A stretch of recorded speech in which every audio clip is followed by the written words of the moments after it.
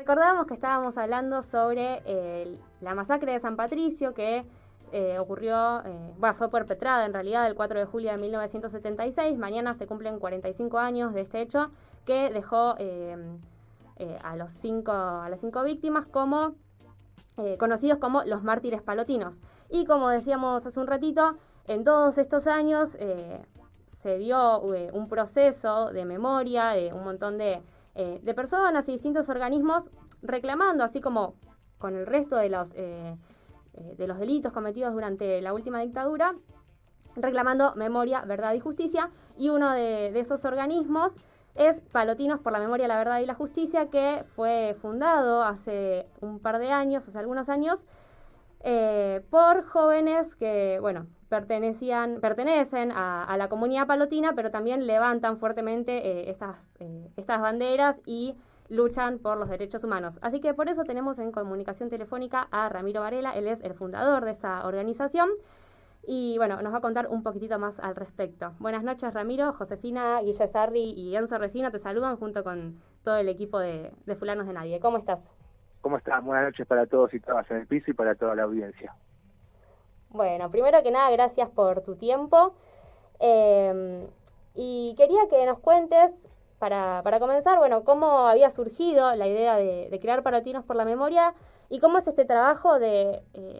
hacer tanto hincapié, más allá de lo religioso, hacer tanto hincapié en justamente la lucha por la memoria, la verdad y la justicia. Bueno, yo en primer lugar les cuento que estoy vinculada a la comunidad palotina a partir de que soy exalumno del Instituto San Vicente Palotti de Belgrano, del colegio parroquial de San Patricio de Belgrano. Pasé desde preescolar hasta séptimo grado en el colegio, pasé toda mi infancia allí. Y después de un tiempo ya adolescente de alejarme un poco de la parroquia, volví para el 40 aniversario de la masacre de San Patricio, convocado por algunos compañeros que estaban comenzando a organizar los homenajes. Y a partir de ahí, ese año, que se hicieron muchas actividades, hizo el Camino del Martirio, que unió la ex-ESMA y la parroquia en una procesión. También se realizó el mural ahí en el pasaje Mártires Palotinos y Echeverría, en Belgrano, a pocas cuadras de la parroquia. Justo ese año también la congregación se presentó como creyente en la causa penal y fue un año en el que se generó un gran entusiasmo y a partir del cual nosotros, quienes habíamos estado alejados un tiempo y nos volvimos a acercar con motivo de estos preparativos, a partir de allí nos sumamos a trabajar de manera permanente con la difusión de la causa de los mártires y desde aquel momento, no paramos de trabajar. También tiene que ver, como vos decías, Majo, no solamente con la pertenencia que uno tiene o siente hacia la comunidad por lo que ha pasado, el tiempo que ha pasado y la formación que tiene, producto de haber pasado tanto tiempo en San Patricio, sino también uno se encuentra atravesado por una militancia, por una experiencia militante, asociada también a las causas de los derechos humanos, a las banderas de memoria, verdad y justicia, que uno lo atraviesan de manera histórica, si se quiere, y de alguna manera en la causa de los mártires palotinos se sintetizan ambas cosas, ¿no? La pertenencia de uno a ese espacio y también, la convicción que uno trae por su práctica, si se quiere, militante, de que, finalmente es una suerte de obligación la que tenemos, la de alcanzar la verdad y la justicia en relación a este caso, que no deja de ser un crimen de lesa humanidad, como todos los crímenes cometidos en el marco del terrorismo de Estado, ¿no? Tal cual. Algo que vos comentabas es que fuiste alumno de instituciones palotinas, te alejaste un tiempo, y volviste hace algunos años. ¿Cómo notás vos, cómo era en ese entonces, cuando vos eras chiquito, que ya había sucedido el martirio, y cómo es ahora, ¿no? A nivel social y a nivel de la comunidad? En aquel entonces, mira, cuando yo hice el preescolar, por ejemplo, cuando yo entré al colegio en preescolar, fue el año 1984, o sea, recién salidos de la dictadura militar. Yo soy nacido en el 78, o sea, en plena dictadura. Y cuando yo comencé primer grado, en 1985, ese año, se llevó a cabo el juicio de las juntas de comandantes, también se reabrió el caso de los palotinos, la causa penal, porque la primera instrucción en dictadura la había tenido a cargo el juez Rivarola y el fiscal Estracera, que hicieron poco y nada para que la investigación avance, sinceramente, y luego de que se cerrara la causa en dictadura, en el año 85, este año que yo les decía que también se llevó a cabo el juicio de las juntas, el juez Blondi toma la causa, la reabre, y bueno, a partir de eso se empezó a vivir también un clima enrarecido, ¿no? Uno era chico, pero guarda algunos recuerdos. Yo fundamentalmente tengo uno muy presente, que es las amenazas de bomba, y salir del colegio agarrado de la mano, evacuando, porque en ese momento el clima estaba muy tenso, y la verdad es que no se hablaba prácticamente nada de los mártires, y fue así hasta que yo me fui del colegio, en séptimo grado, en una suerte de secreto, había una suerte de silencio sepulcral en relación al tema, en torno al tema, y se hablaba poco y nada. En el colegio y también en los grupos parroquiales de juventud, era un tema que prácticamente no se tocaba. Y bueno, hoy por hoy ha cambiado la situación, producto no solamente de que los tiempos han cambiado, estamos viviendo otro contexto histórico. Ustedes tengan en cuenta también que por aquel entonces, poco tiempo después de esto que yo le estaba comentando, en el año 85, en el 87 se sancionan las leyes de impunidad, las leyes de obediencia debida y punto final. Había un clima todavía bastante enrarecido. Y bueno, transcurrido tanto tiempo, y sobre todo luego de que las banderas de memoria, verdad y justicia se constituyeron como políticas de Estado desde 2013 a la fecha, el marco como para empezar a hablar del tema de una manera más libre, más abierta, ha cambiado y se ha vuelto más propicio. Y en eso también tiene que ver la tarea que han llevado a cabo distintos actores de la comunidad hacia adentro también, ¿no? Pero fundamentalmente creo que también el contexto ha ayudado a que de alguna manera el silencio se pueda empezar a disipar y se pueda empezar a hablar un poco más sobre el tema, teniendo en cuenta también que la comunidad ha quedado muy golpeada por un crimen tan atroz, y bueno, también ha quedado de alguna manera impregnada de ciertos temores, ¿no? Para sumar también a lo que decía Ramiro, que ya explicó, bueno, el proceso, una vez que volvió la democracia, el comienzo del juicio de las juntas, la entrega del informe del CONADEP, luego viene el nunca más, e inmediatamente llegaron las leyes de obediencia debida y punto final, que fue como una traba para continuar con las investigaciones, con los juicios, como bien comentaba Ramiro. Y en el 89... cambia el color político del gobierno, uno dice, bueno, vamos a avanzar un poco, pero también llegaron los indultos, y en ese contexto, en el año 89, el periodista Eduardo Kimmel publicó el libro La masacre de San Patricio, en un contexto que era de resistencia por parte de los grupos que levantaban las banderas de los derechos humanos y de memoria, verdad y justicia. Quería preguntarte, Enzo, te saluda,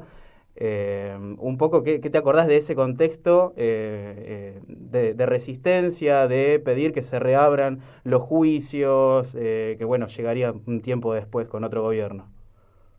Sí, a ver, los recuerdos que uno tiene de aquel entonces son muy dolorosos, ¿no? Primero, bueno, lo que hacíamos referencia en un principio, las leyes deben seguir punto final, después lo que mencionabas vos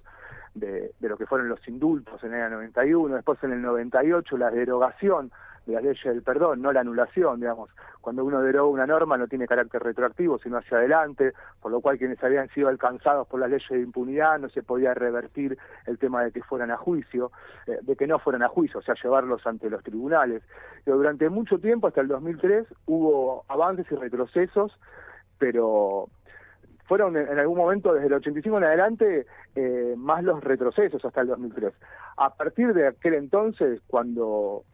estas banderas de memoria, verdad y justicia se constituyen como política de Estado, empieza a cambiar.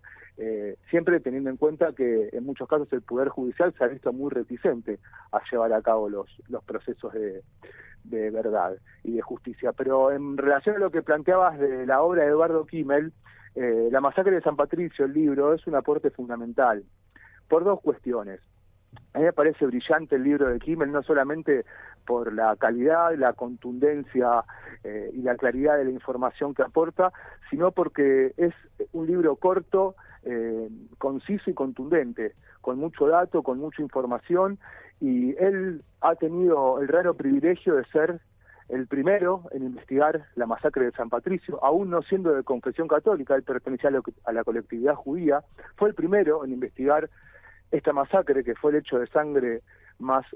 violento cometido contra la Iglesia Católica en Argentina, y eso le ha costado mucho a Eduardo Kimmel, porque el juez Rivarola, precisamente, este magistrado al que hacíamos referencia, que había tenido a su cargo la causa en dictadura, no hizo absolutamente nada para que el caso avance. Y eso lo denuncia Eduardo Kimmel en un párrafo de su libro, La masacre de San Patricio, en el cual el párrafo es muy corto, y lo que dice básicamente es que el juez había dado todos los pasos formales, si se quiere, que requería la instrucción de la causa, pero que no había tenido la voluntad verdadera de que el caso avance efectivamente, que fue lo que realmente ocurrió, porque el fiscal Estracera pidió 3 veces el cierre de la causa en menos de un año, y finalmente al tercer pedido el juez hizo caso a la solicitud. Pero volviendo al caso de Kimmel, Rivarola, ante esto que señala Kimmel en su libro, lo denuncia por calumnias e injurias.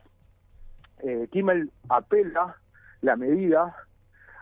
ante la Cámara, y luego después un fallo de la Corte ratifica la condena. La condena era de 1 año a prisión en suspenso y a pagar una indemnización de 20.000 pesos en aquel momento, que equivalían a $20.000, de acuerdo a la ley de convertibilidad, ¿no? En ese momento la jueza que lo condena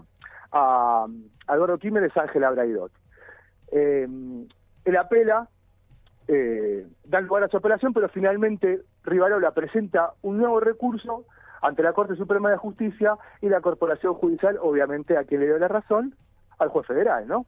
Y bueno, en ese contexto lo que sucedió es que Kimmel apeló la medida en distintas instancias hasta llevarlo finalmente a la Corte Interamericana de Derechos Humanos. La Corte Interamericana de Derechos Humanos recibe el caso de Kimmel, lo estudia y finalmente falla a favor del periodista, intimando al Estado argentino no solamente a hacer un acto de desagravio público ante la figura de Eduardo Kimmel, que él no pudo llegar a ver porque falleció antes de eso, producto de una enfermedad renal que le surgió precisamente a partir de todo este mal trance que tuvo que atravesar, y a modificar el Código Penal en materia de calumnias e injurias. Después la doctora Cristina Fernández de Kirchner envía el proyecto desde el Poder Ejecutivo al Congreso para quitar del Código Procesal Penal las figuras de calumnias e injurias vinculadas a lo que tiene que ver con el oficio del periodismo, a cuestiones de interés público, que eso fue un cambio trascendental en la legislación y en todo lo que tiene que ver en materia de libertad de expresión, mejor dicho, ¿no? Así que el caso Kimmel es una suerte de spin-off de la masacre de San Patricio, por la relevancia que ha tomado el propio caso y por la notoriedad que ha tomado. Ha sido doblemente trascendental, no solamente por esto que les decía, de haber sido el primero en investigar la masacre, sino también por las consecuencias que trajo y por cómo eso terminó modificando la legislación a partir del fallo de la Corte Interamericana, ¿no? Les recordamos a los oyentes que estamos hablando con Ramiro Varela. Él es parte y fundador de Palotinos por la Memoria, a 45 años de la masacre de San Patricio. Estamos charlando un poquitito sobre la causa de los 5 palotinos asesinados. Y bueno, ya para ir cerrando, quería que nos cuentes un poco sobre, si tenías novedades, sobre la actualidad de la causa, que forma parte de la mega causa de la ESMA, y también sobre el vínculo que tienen con, al levantar fuertemente las banderas de memoria, verdad y justicia, el vínculo que tienen con otros colectivos de derechos humanos. Bueno, en relación a la causa hoy se instruye, tiene curso en el marco de lo que es la megacausa ESMA.